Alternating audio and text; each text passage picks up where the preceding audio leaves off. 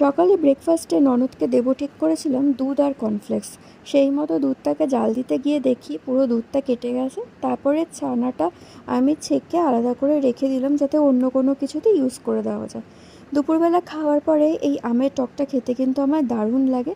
আজকে তোমাদের সঙ্গে শেয়ার করলাম। দেখো, আমি প্রথমে কিন্তু একটুখানি এটাকে গরম জলের মধ্যে দিয়ে ফুটিয়ে নিই, তারপরে কিন্তু এর মধ্যে সর্ষে ফোড়ন দিলেই আর একটু চিনি একটু নুন দিলেই কিন্তু এটা মোটামুটি রেডি হয়ে যায়। চালটা ধুয়ে রেখে দিয়েছিলাম কারণ বিকালবেলা যাতে একটু আমার সুবিধা হয়, তাড়াতাড়ি হয়ে যায়, কারণ অনেকগুলো কাজই করতে হয় পরপর। তাই জন্য কিন্তু আমি একটু কাজটাকে গুছিয়ে রাখি দুপুরবেলায়। তাই জন্য চালটাকে দেখো ভিজিয়ে আমি রেখে দিয়েছিলাম। আর একটু লিচু আমার জন্য রেখে দিয়েছি। কালকে আমার মা, শাশুড়ি মা সবাই লিচু নিয়ে এসছে। অনেক লিচু হয়ে গেছিলো, তো একটু একটু লিচু সবাইকেই আমি দিয়ে দিয়েছিলাম।